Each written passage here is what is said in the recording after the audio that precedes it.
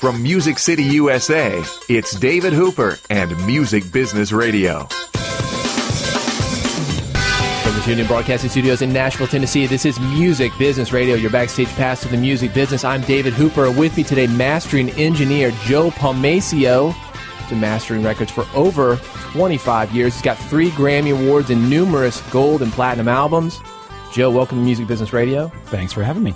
You probably have the longest client list of anybody that we've had in here. Oh, I was going to say, not of the mastering guys. I know there's many that have as long or longer than mine. So, well, Willie Nelson, Elton John, Eric Clapton, Steely Dan, Michael Jackson, Kiss, the Isley Brothers, Rod Stewart. Just keeps going. Yeah, that's some good stuff. The Jerky Boys. Yeah. Mastered some prank calls. So whatever it is, spoken word or music, you can do it. And we're going to kind of dive deep into that today. First of all, usually I ask people, how did you get started? And we're going to get into that. But what is mastering? That's what I'd like to start off with today. Yeah, so it's basically finishing a recording. It can involve a couple different things, but I always like to use the analogy of carpentry. Making a record is like cabinet making. The artist conceived of it, they built it with their engineer, and they cut all the joints and they put it together. And then they sort of bring it to me, and I take very fine sandpaper and I make sure all those joints are smooth and that the thing operates just right and the door closes all the way, and sort of just put the finishing touches on it so that I don't really change its original intent, but just make it a little more of what it is, a little better of what it is.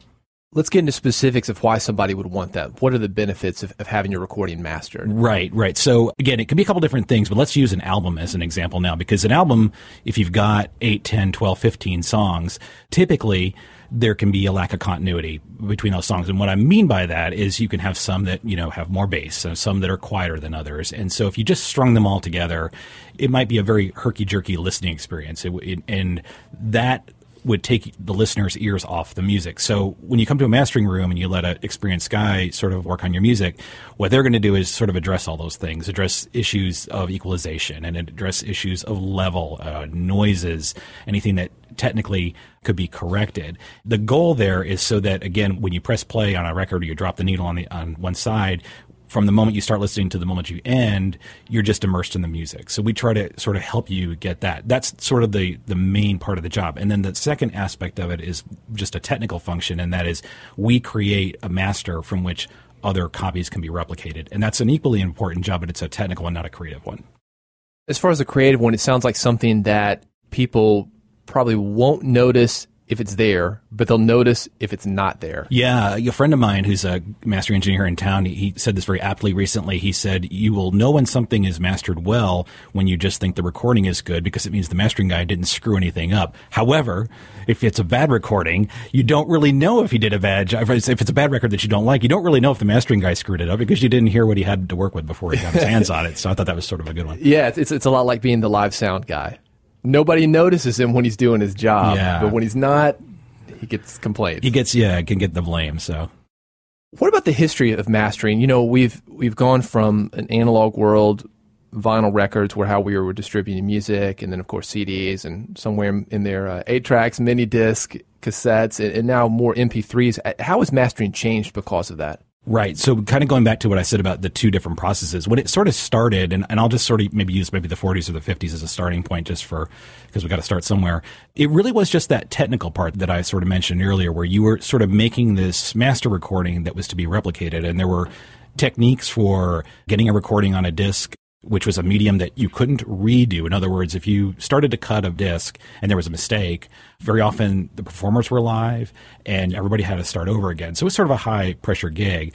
And it was about getting everything on that disc, but also getting it on there in such a way that when you replicated from it, you could drop a needle in the case of vinyl and the record wouldn't skip, and that it would play properly. It didn't have too many noises, things like that. So it sort of started there with that technical part.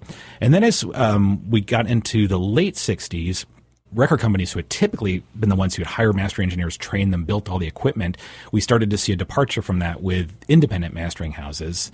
who sort of became specialists in more of the creative aspect, because there were a few people, Doug Sachs in California and Lee Holka out in New York, who sort of figured out they could have better cutting rigs, if you would, and they started to customize their setups. And again, it was in an attempt to make better sounding recordings, and it was sort of the early beginnings of sort of the creative process, adding equalization, changing levels and things like that to make a better disc.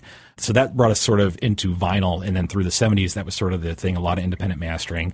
Then the compact disc came in the 80s, and that changed things again, because making a compact disc, there were fewer restrictions in terms of things like frequency response. Like, very few people realize that a vinyl record, it's hard to record beyond 15 kilohertz, which are high sounds for those people who don't know what that means. With a CD, you could go a little bit higher, and you didn't have any noise on a CD. So it sort of changed I always call it the bucket. Whatever we're delivering on, whether it's a piece of vinyl or a cassette or a CD, it's the bucket. And so the shape of the bucket changed in the 80s with a compact disc. And that opened up other opportunities to be, sort of have more creative license, if you will. There were more tools made available to us, equalizers, compressors, denoising devices, things like that. So still had that technical part, always still making that master disc. That was always a part of it too. But we were getting even more creative. And that's sort of continued to this day. And now we're up to, digital files, sort of the buckets disappear. It's a file in the sky, so to speak, hard drive in the sky. That's changed one more time, sort of our creative approach to mastering. You're listening to Music Business Radio, your backstage pass to the music business. I am David Hooper, and with me today, Joe Palmaccio. He's a mastering engineer, 3 Grammy Awards, numerous gold and platinum albums. How many gold and platinum albums do you think that you've been involved with? I don't know. We're going to have to call the RIAA to find out. Just count the plaques on your wall. Well, it's funny, you talked about noise. I just saw something where they found the oldest recording ever, and it was done on tinfoil. Yeah. Okay. And somebody had folded it 7 times, and it was so fragile they couldn't even play it. Had to use some kind of computer to, I guess, analyze it. But, that kind of thing has a lot of noise, and I imagine some of the older recordings that you work with have a lot of noise. Has the business changed because of that? We didn't notice that noise 20 or 30 years ago, maybe like we would today because of the technology. That's true. I mean, people who sort of grew up listening to vinyl records just sort of accepted ticks and pops as just part of, what you learn. And as you play a vinyl record over and over again, you get more ticks and pops on it as you go. And that was fine. And I'm certainly one of those people because I grew up buying vinyl records. There were no CDs when I started listening to music. And then as we move forward into the compact disc era, there were some who thought, we should take this opportunity to remove all noise from all analog recordings. And they started using computer processes to get rid of hiss. And there was a real backlash to that because at a certain point, like anything, if you have a tool that removes the noise, you can overuse it. Mm-hmm. And that certainly happened. And there were magazines sort of dedicated to CD Police, like, this is a terrible issue of this record because they took all the life out of it. You can go to Amazon and read the reviews and all sorts of comments. We hate this reissue. Yeah. And people who sort of get on that thing, they don't realize that like today, like in 2013, we have remarkable tools for removing noise, better than we ever had in the beginning when we were making compact discs. But I always say to people, don't hate the technology. It's the person using it. So tastefully used noise reduction can be a really powerful thing when you're restoring an old recording.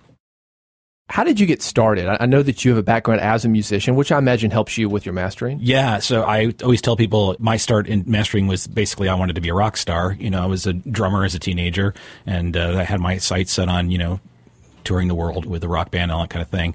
Went into a recording studio when I was 16 for the first time and was really hooked. I think, a lot of guys have this story. You go in and recording studio is a pretty cool place. And I never wanted to leave it. But my mom had other ideas and she said, you're going to college. And I did.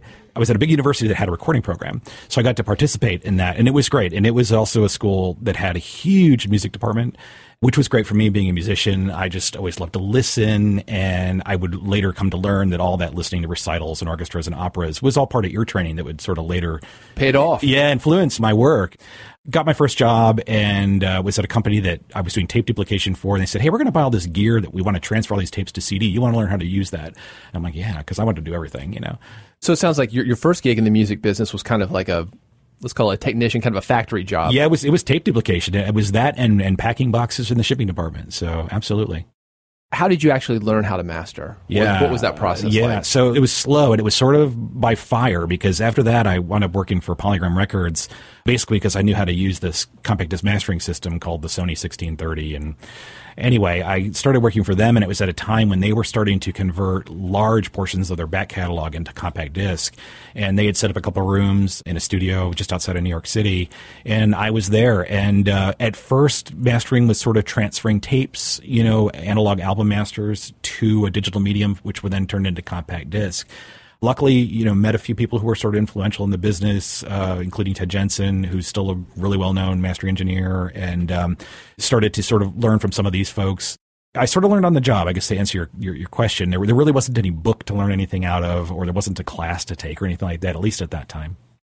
How did that opportunity come about for you to go from actually duplicating the tapes to doing something more with them, more of the creative side? Did you actually make that happen, or were they like, hey, kid, get creative here? I was so lucky. I mean, when I think about it, I mean, you have to understand at 22, 23, I was so cocky. I mean, I just thought I knew everything about music and recording, and maybe that got me in the door. I don't know. But I mean, when I think about what I must have been like, I mean, I would have thrown myself right out. If that guy walks into my studio today, I'm going to throw him out the door with my hand on his cuff and the other hand on his belt. So, I mean, like I said, you have to sort of be honest about that. But maybe that was a part of it. And as I said, the timing was really important because they were doing an incredible amount of work. And honestly, I think at a certain level, there were only so many people at a very big record label who thought that putting out records who were already issued was important. I worked for a guy there named Bill Evanson who did this whole program called Chronicles. And Bill was this amazing, amazing producer, record collector who just really cared. And so he said, look, we're going to do whatever we can to make this stuff sound brilliant. So you have to tell me what you need. You have to tell me what you think. So I was given an opportunity, but I also think I did good by it because I really ran with it. And that's fascinating to me. You're saying that there are a lot of guys there that just wanted to continue to do new albums rather than do anything with the old back catalog? Yeah, at that time, really early on, I don't know that everybody saw it as really important work. So, but it really interested me, and I was happy to be part of it. Joe Palmaccio is a mastering engineer, 3 Grammy Awards, numerous gold and platinum albums, working with artists like Isley Brothers, Rod Stewart, The Clash, Public Enemy, and Neil Diamond. I'm David Hooper, your host. This is Music Business Radio. More from me and Joe when we come back. You're listening to Music Business Radio on the web at musicbusinessradio.com. Lightning 100 and Grolsch invite you to East Nashville Underground Spring 2013, Friday and Saturday, May 10th and 11th. It's part urban legend, part basement festival, highlighting 18 of the best local bands and DJs in town, like The Weeks, the Kingston Springs,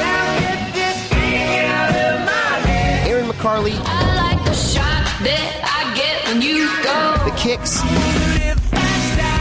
Chancellor Warhol. I said the King's in the building. Repeat. I can't believe it's true. And more. Yeah. Enjoy an ice-cold Grolsch, a local food brunch, and the underground art scene. Wristbands are available now. Visit East Nashville Underground on Facebook for more details. Support the local music festival that continues to put East Nashville on the map.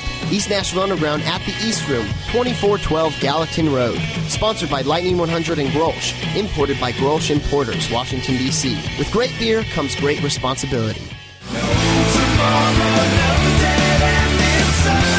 Hi, everybody. I'm Dave Grohl of the Foo Fighters. You're listening to Music Business Radio. You're listening to Music Business Radio, coming to you from the TuneIn Broadcasting Studios in Nashville, Tennessee. I'm David Hooper, your host. With me today, Joe Palmaccio. He's a mastering engineer. He's been doing this for 25 years. Hundreds of major and independent album projects, 3 Grammy Awards, numerous gold and platinum albums, working with artists like Rod Stewart, Kiss, Michael Jackson, Steely Dan. That's got to be exciting, working on some of those big projects. Michael Jackson doesn't get much bigger than that. Yeah, well, it's funny. I was thinking about something when you mentioned Steely Dan, and I got to work on a Donald Fagen record a few years ago. It was pretty remarkable from a sort of a fandom thing. I mean, it's important to realize that I'm a huge music fan in addition to being a mastering engineer. That may or may not be obvious, but, I had lived with my Steely Dan albums like a lot of guys had who were either players or wanted to be engineers because they were brilliantly made. Oh, yeah. And sort of when I found out that I was going to get to work on this Donald Fagen record called More, it would be we called Morph the Cat, Donald actually came into the studio which doesn't always happen, oddly enough, with all these records I've worked on. You rarely actually get to work with the artist. Particularly in those days, people were very busy. You'd sort of work by mail. You'd send them references, and phone calls. That was sort of how you did things. But Donald actually came in when we worked on Morph the Cat. And it was remarkable in a sense that, for me, he was as brilliant to work with as he was to listen to. So I'm not sure how that sort of reads or sounds, but he could articulate what he needed sonically to happen in a master room, which is not always what happens when you're talking to a producer or an artist about their project. Well, let's take it back to when you were at Polygram, obviously a huge back catalog that you were working with. Yeah. And those people, I'm assuming, weren't all around. There was too much volume. Right. And many of them were deceased. I mean, it would, or the bands were disbanded. And, so you're right. And most of the times we didn't have direct contact with an artist. When I was at Polygram, one of the huge projects I did was most of the better part of the James Brown catalog, including the JBs, a lot of the offshoot artists. I worked with a producer there named Harry Weinger, who was in contact with Mr. Brown at the time, but it was always over the phone. And once in a while, we'd have a conference call, and those were pretty entertaining to sort of have a speaker going with James Brown talking into it, about a record that he made, so many years ago, and we were working on it. So it was thrilling. And again, I have to put in the context of my age. I was in my mid-20s. I knew who most of these artists were, but I didn't know their catalogs extensively. And so it was an education. What I was able to bring to it was, again, just sort of the love of the music. So it was very clear to me, sort of what we'd have to do to make these things musical or to make them sound great. And I got to sort of merge that with sort of my interest in the technology and the engineering, the part of the craft of the engineering. Because I had great guys like the producers I worked with to sort of guide it. We came up with really great stuff, I think. I mean, I'm still very, very proud of all that stuff that we did. I'd love to break down the mastering process, because we always talk about master tapes. Is that literally what they're bringing to you? Is the reel-to-reel tape, or do you just have a old copy on vinyl, or what do you work with? Right. So yes, it's certainly in the case of remastering sort of a classic catalog, like let's say it's Eric Clapton, or it's ELO, or it's Kiss, or it's James Brown, or what have you. What happens is you have a reissue producer who goes to a tape library and basically culls lots of reels of tape. It's not one reel of tape, because a big part of that job is sort of being a detective, determining what is the master tape. So we will get in the studio piles and piles of tape. In fact, when I came to Nashville in 2006, one of the first projects I did about a year later was all of the RCA Willie Nelson records. So at my studio arrived 5 or 6 crates full of 1/4-inch 2-track analog tapes, which we went through one at a time, determining what was a master, what was a copy, what was outtakes. And that's a big part of the process of sort of where you start. Kind of a detective. There's a lot of detective work, yeah. And the really good reissues, that's like you had good detectives working on it. Who is your client in this type of situation? I mean, some of these artists are dead. Yes. You've got the label that you need to please. You've got other people, I would imagine, that want to be right. Have a good product. So sometimes it's straightforward, because you're right. Sometimes the artist is dead, so there's an artist representative or a label, and so they are the client in that, and that's you're trying to please. That being said, I've always sort of felt like great responsibility to these recordings. So one of the things I like to do, like I've said, if I get a stack of tapes, is I like to put it up. And again, without getting too technical, there are right ways and wrong ways to play back a master tape. And I spent a lot of my career sort of figuring out those techniques. And so that's the first thing. So rather than saying, hey, we want it to sound like this, it's got to be like this when it's delivered, my first goal is, what does this tape truly sound like? And can we keep somewhat true to that? Now, there are other instances where the artist is very much alive, very much involved, and they are calling the shots. It's a great thing, and sometimes not so great, because you can get the artist who says, the final product sounds like what we heard in the studio. The opposite of that is you get an artist who says, I hated that record. I don't care that it sold 50 gazillion copies. I want to change it. Okay. And they put reverb on the mix, and the fans go, ah! If fans, it's not what the fans expect. Yeah, it's just wrong. I mean, I've had that conversation. I'm like, you can't do that. I'm sorry you didn't like the reverb, but it's just a wrong. And ultimately, they'll put it out, and the public pressure is the response is so negative that they will put it out again without that done. So reissued, remixed, remastered. Yeah. Joe Palmaccio is my guest today. He's a mastering engineer, several Grammy Awards, numerous gold and platinum albums, talking about taking tapes and making them better. And talking about the different types of tapes that you're going to get in, the various qualities that come in, you had a great quote on your website, and this was a Ray Charles live in France, 1961. 50-year-old radio tapes, less than ideally recorded, that you made sound great. And sometimes you have situations like that, I would imagine. Well, yeah. Now, see, that one, that's a great example, and it's very unique, and I'll tell you why. Because when you typically do a reissue, there is a reference point. That reference point is the original release. In the case of this Ray Charles recording, no one had ever heard it before, which when it came to me, this is a beautiful thing. It's a dangerous thing, too, because I could screw it up. But it's a beautiful thing because I don't have anybody saying, yeah, but Joe, it sounded like this. You have to make it sound like that this time around. Instead, I can sort of just listen to it for its inherent musical value and then again apply sort of technical correction, equalization to make the music as powerful as it can be. And that's what I got to do. And luckily, I was working with a client who sort of gave me full-on creative license just to do. They said, look, you know what you're doing with this old stuff. Just do your thing. And we did, and the response was remarkable. Again, it was after Ray had died, so we didn't have any input from Ray because he had very definite ideas about the way his recordings should sound. Oh, yeah. Yeah. He's legendary for that. Yeah, absolutely. Do you feel a lot of pressure when you're working with different people? Another quote that I saw, Isley Brothers, Groove With You, classic song. You reissued it. There's other versions out there that you're competing with. Talk about the pressure when somebody comes to you with recordings that may be less than ideal. Yeah, some mastering guys feel really strongly about sort of like stacking them all up one by each other and say, okay, let's listen to this one and compare it. Let's try to beat.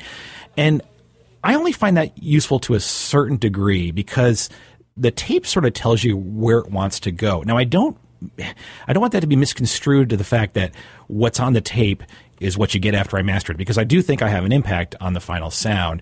And there are those who believe that we should just transfer the tape without any kind of input whatsoever. I'm not one of those people. I actually think that we should do what we can to make it sound right. That means that you're asking me to impart my taste onto it. So that's where this comparison thing for me only has so much value, meaning comparing, old reissues to new ones. Right. I sort of am in the moment of like, well, we're doing this now. We've got the original tape. Let's make it the best it can be now. Let's use the best A to D conversion, the best computer software, because it always changes. Some things change, some things don't. But a lot of stuff has improved during the course of my career. Well, like we talked about with noise reduction, certainly not like it used to be. Yeah. Now, I think in the case of, like, you asked me about the Isleys, there wasn't any noise reduction on that. That, again, came down to finding the proper tape, playing it back on the best, again, we're talking about a 2-track analog reel-to-reel tape, just for, those who don't know, playing it back on the proper machine, like an error correct one that it might have been recorded on, maybe one that was similar to it or one that's optimized for playing back sort of all the entire frequency response of that tape. And then, just trying to make those records have as much impact as they can, because, this was a band that, when you listen to the Isley Brothers, if you don't feel something, you're dead. So, it is all about the feel that you're trying to elicit out of the music. And so I'm trying to put my foot on that accelerator, and trying to make that happen.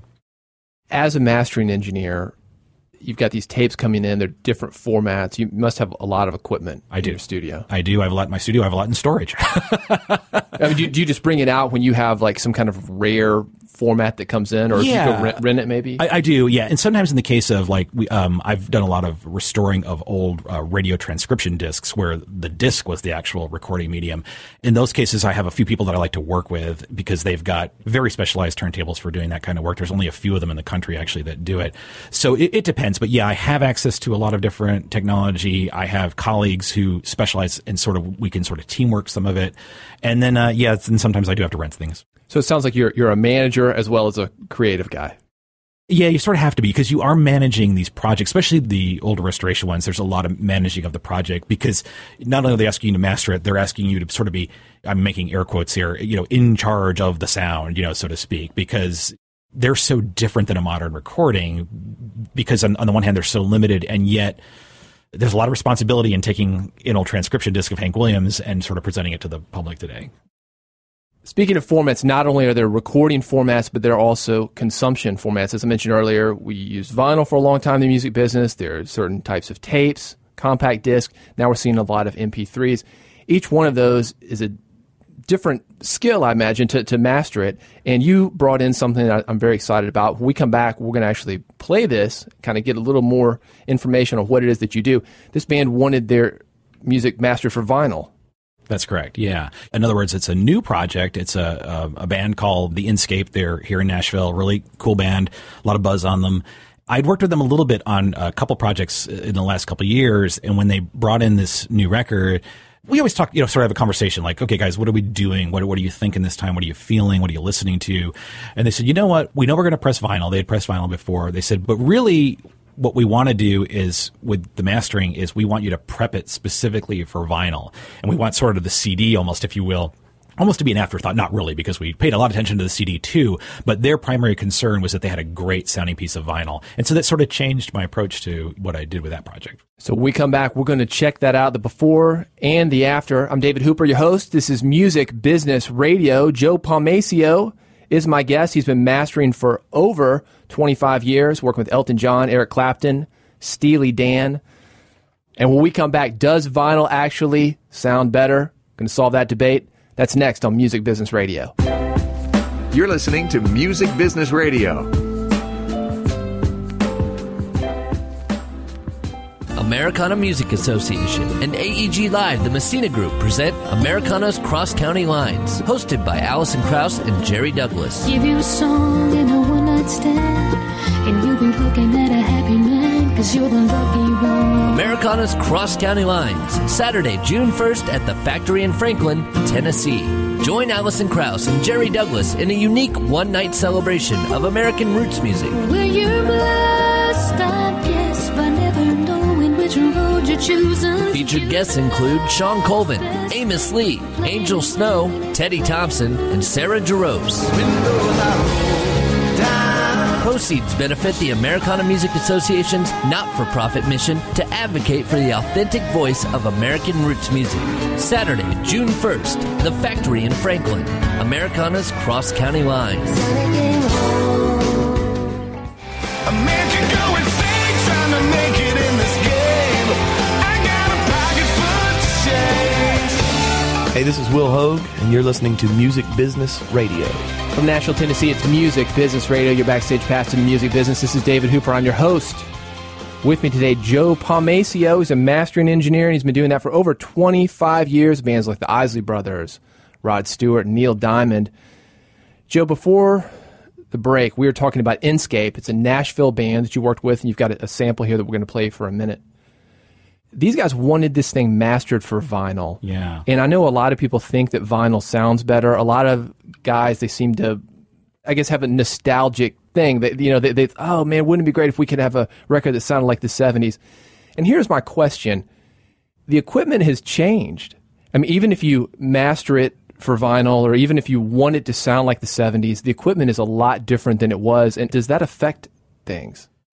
Things have changed and some things have improved, and yet at the same time, there have been great moments in terms of, let's say, the technology. Like I always say, I like to use this record as an example. There was an AC/DC record called For Those About to Rock, and it was issued originally, I think, in 1981. And I put on that record today, and I still think it sounds incredible. Now, you could say, oh, yeah, but that's because they did it analog, Joe. Oh, okay, maybe. But what I really think is the more instructive or important point to make is it was at a period where the mixing consoles, the tape machines, the tape itself, and it was all analog, was at the height of its design. In fact, I would put it out there, many people would disagree with me, that analog equipment that we build today isn't any better than the analog equipment we built in 1981. In other words, we sort of reached an apex in how good that stuff was. And I would say that's why that recording sounds as good as it does. Because Richard Dodd, who's an engineer in town, likes to say, he goes, tape's okay. If you put crap on tape, it sounds like crap. But if you put something good on tape, it sounds good. And I sort of think that that's true. Yeah. We kind of get hung up on the medium, and really it becomes how do you use the medium. So I don't know if that sort of covers, where tech has changed. Well, I just think, like, if you went into a studio today, and let's say you had Led Zeppelin reunion, same type of amps, same guitars, but the mics, the equipment is different, you're still not going to get that same record. True. And so you have to ask yourself how much of that is just a product of the time. And then, of course, you'd have to, since we still have Jimmy Page and Robert Plant and John Paul Jones, we can ask them, it's like, would you like to record on a 16-track, 2-inch analog tape machine today, or would you like to record on Pro Tools and be able to edit? And you might be surprised what some of them might say. It's not always obvious. And I still contend, and this is what my young producer engineer friends have taught me since, the ones I work with today, like this band, The Inscape, or some of the other young producers I work with here in town, is these are guys who never had a tape machine. So now we fast forwarded to modern times where we record on a computer. We still use microphones and we still have great tube guitar amplifiers and things like that.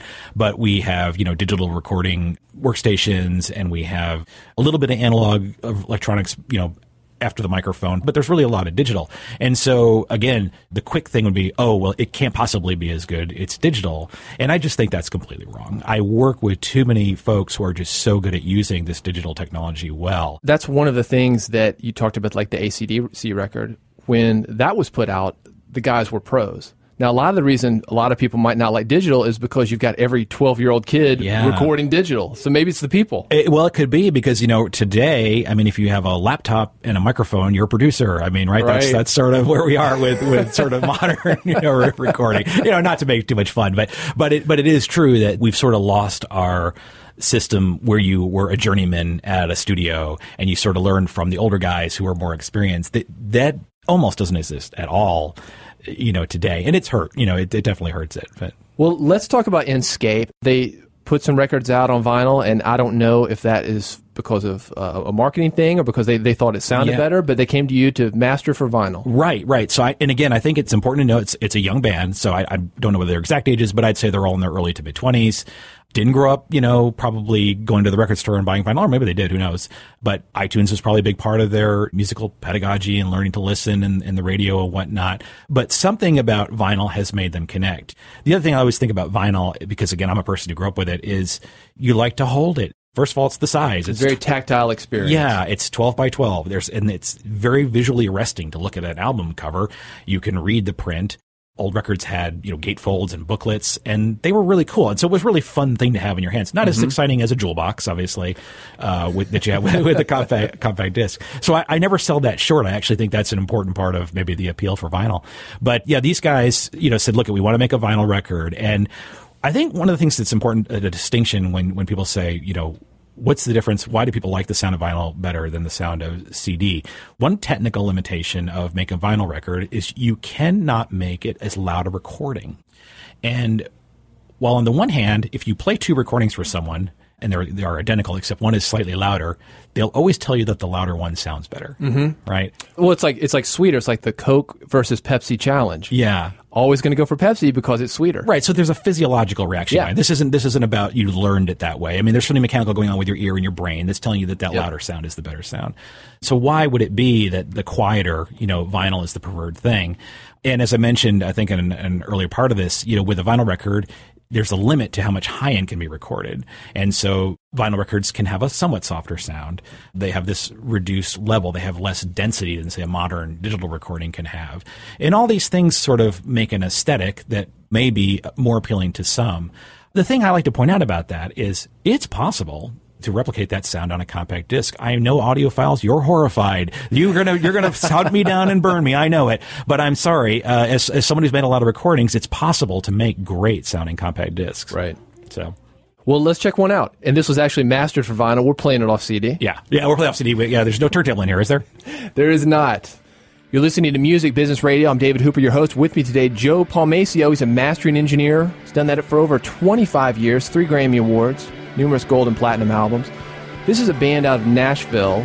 They're called Inscape, and this is the before we're going to listen to, right, Joe? Yeah, we've got sort of the mix that they brought to me. Inscape. This is Sunrise on Music Business Radio.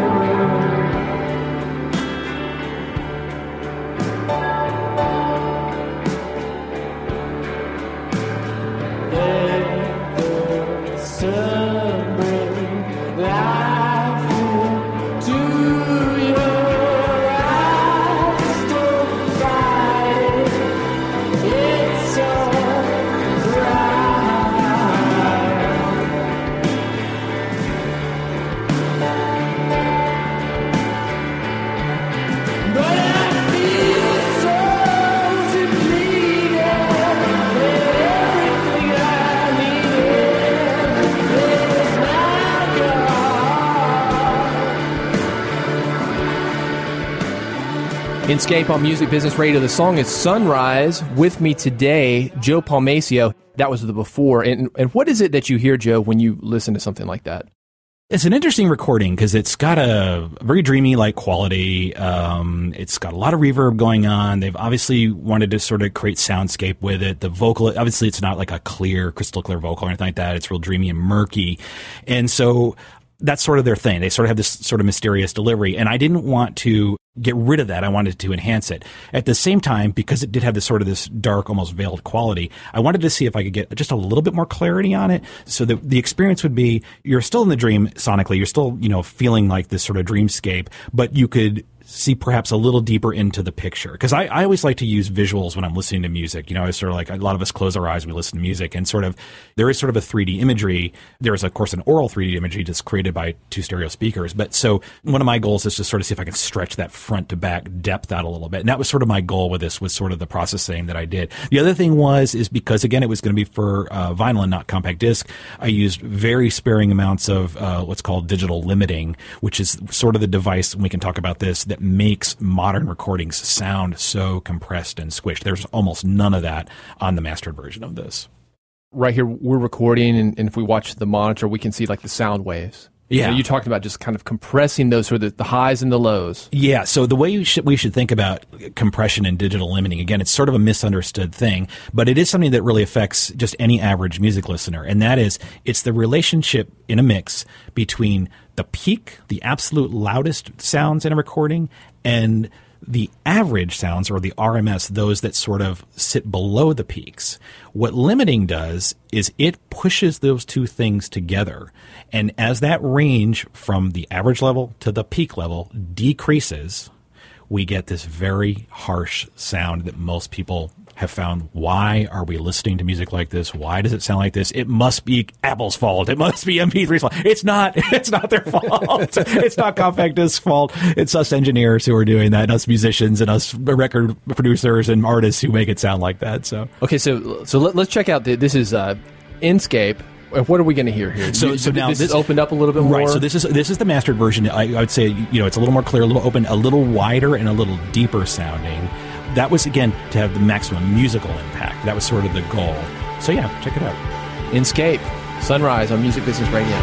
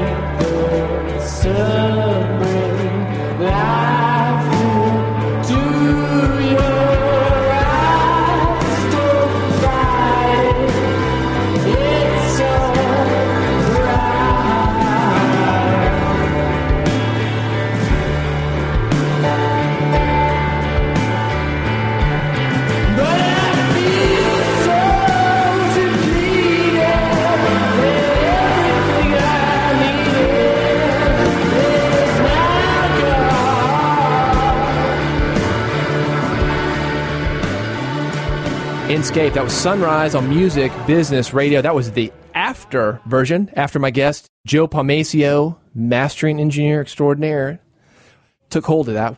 In the studio here, it was dramatic, the difference that we heard. You're listening to Music Business Radio. We've got Grammy Award-winning mastering engineer Joe Palmaccio here. We're going to find out exactly what Joe did to that recording to make it sound so much better when we come back on Music Business Radio. Hi, I'm Jeff Cook. I'm a musician, singer, songwriter, and I've done record promotion for radio for 30 years, and I thought I knew it all until I listened to Music Business Radio. On the web at musicbusinessradio.com. Coming to Marathon Music Works Thursday, May 16th, Blackberry Smoke. special guest Drake White and 1,000 Horses, powered by Bud Light. Blackberry Smoke at Marathon Music Works Thursday, May 16th. Tickets available now by phone at 877-987-6487 or online at marathonmusicworks.com. Brought to you by Lightning 100 and Bud Light. Here we go.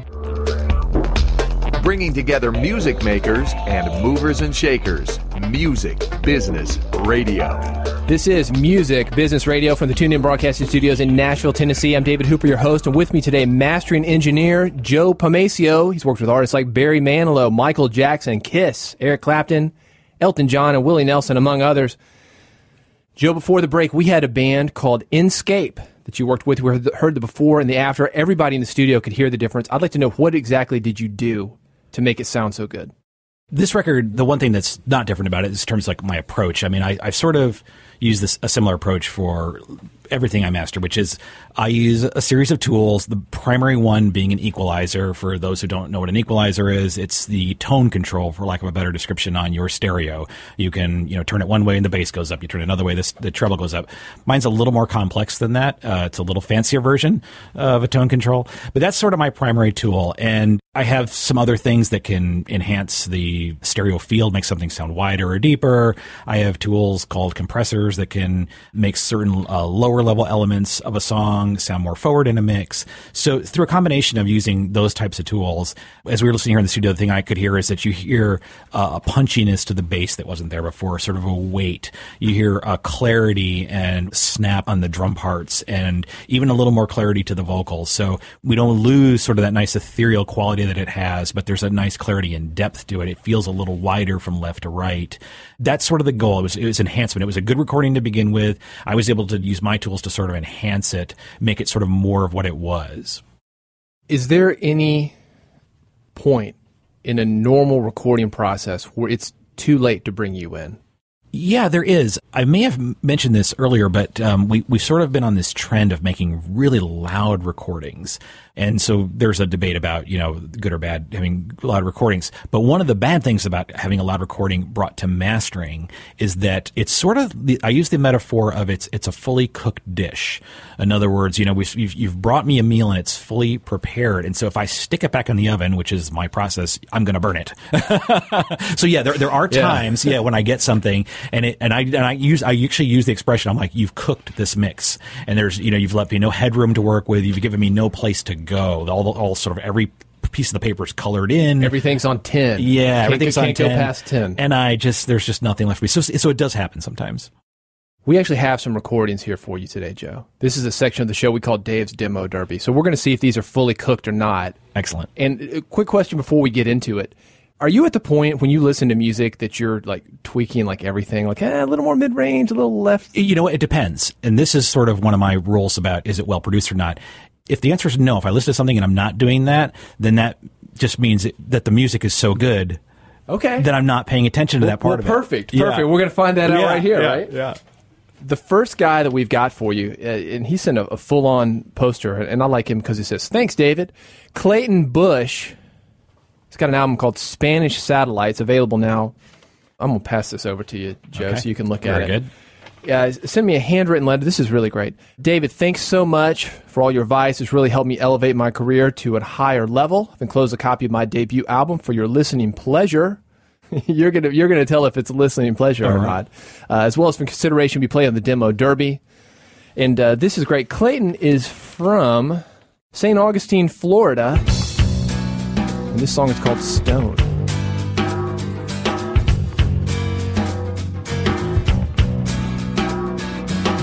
I made a big mistake, should've never let you leave. Your whispers in my ear still haunt me. Could've swallowed my pride, step off the wall. Who am I trying to be? You had me all along. The moment felt so wrong. You were mine, and I took too long. The nighttime tastes so sweet. Could've been better still, with you next to me. Ooh, I want you next to me.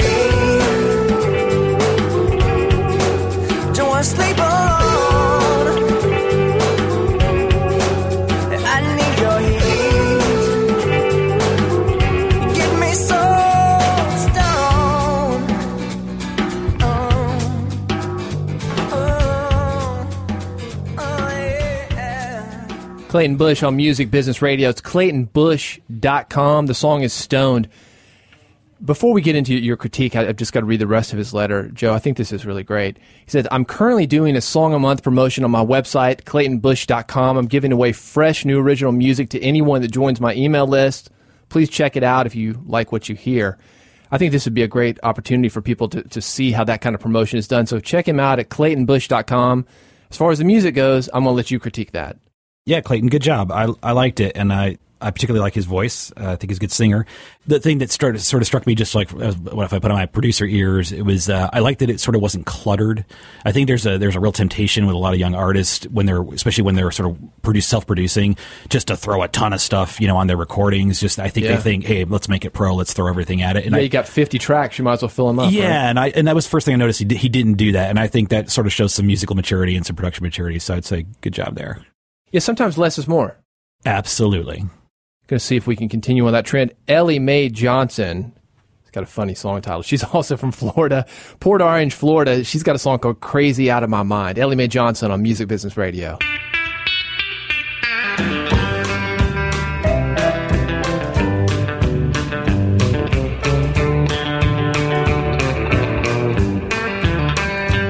When I saw red lipstick on your shirt, I don't wear none, so I was hurt.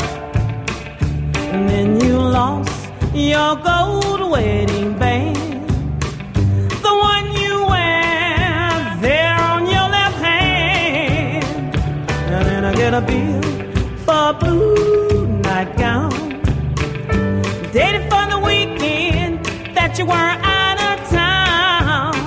I may not have, darling, no college degree, but I ain't such a fool, honey, that I can't see. Yes, I gotta be crazy out of my mind. Yeah, no evil see, no evil believe your alibi. Just crazy out of my mind. Hearing all the old cheating lies. Ellie Mae Johnson on Music Business Radio. Port Orange, Florida is where she's from. Crazy Out of My Mind. Joe, what about it? Oh, Ellie, it sounds like your man done you wrong, and I'm sorry about that, honey. No, it's fine. It's obviously it's old school country sentiment, very fun. So much modern country lyrically has moved away from the tradition, and I sort of miss that because I love a lot of old country music. So I could give her props for sort of that throwback kind of lyric and style. I felt it was really authentic, too. I don't think she was faking it. Yeah, right, exactly. That's what I mean. As I was saying, it sounds like she actually went through it. Or she was living something similar, lived something similar. So that's why we feel bad for her. But yeah, keep it up, Ellie. I really think that's what differentiates successful musicians from not successful ones. It's not musical skill. It's can we connect and can they be authentic and really express themselves through music? Yeah. I do think they have to sort of live and breathe their music. It's really hard to separate the music from the person with real artists. That's been my experience. They're sort of inseparable, and no matter if their careers go up or down, that's still the constant. That's been my experience in my years working in this business.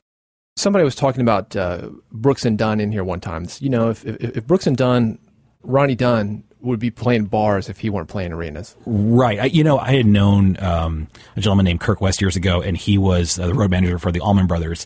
And he used to say that was the thing about Greg Allman. He said, when they're not on the road, Greg's playing someplace because that's what, he can't help it. So the other guys might be going fishing, but no, Greg, he's going to be out. He's going to be playing because he's, and so, it's sort of the same type of thing, I think. Yeah. I love it. All right. One more for you. It's Nadia Ackerman.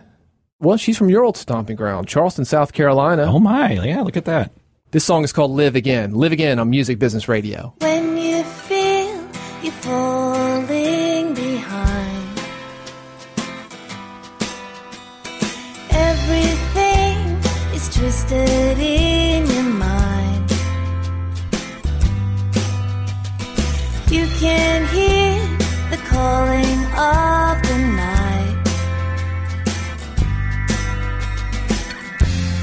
Come on, love, it'll be okay. You'll see things in a different way. Things are not the way they were before. It's a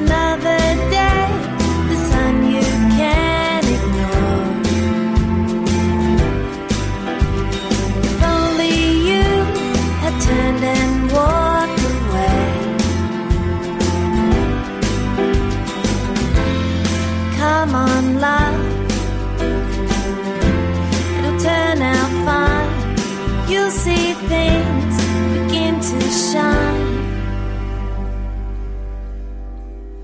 Let's be grateful for, let's be thankful for, let's be joyful for, time to live again. Come on, love, it'll be alright. Don't give up without a fight. Da, da, da, da, da, da, da, da,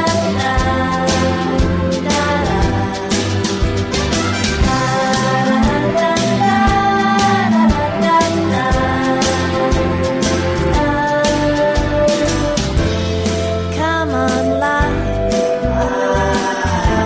it'll be okay. You'll see things in a different way. Nadia Ackerman on Music Business Radio. Demo Derby. Live Again is the song. NadiaAckerman.com is the website. How about that, Joe? Yeah, well, that was great. I mean, it's very polished, high production values, and obviously very tasteful band and playing, nice arrangements, just really well executed, I'd say, from top to bottom. We've been talking about a lot of major label artists and one independent, but you actually work with a lot of independent artists, and if I somebody's do. listening and would like to work with you, that's an opportunity. Yeah, I love it. In fact, it takes up most of my time, I'd say, the last few years. Since opening the place for mastering, which is my mastering studio here in Nashville, it's sort of allowed me, it's given me license to sort of work with whom I like to work with. And it's great to do the big projects. I'm always really proud of them. They're hard and involved, and they're really satisfying. But there's nothing like sort of working with an artist from the ground up. I love when somebody comes in, it's their first record. Especially a lot of times they'll call before they're really ready to master, and they'll seek advice.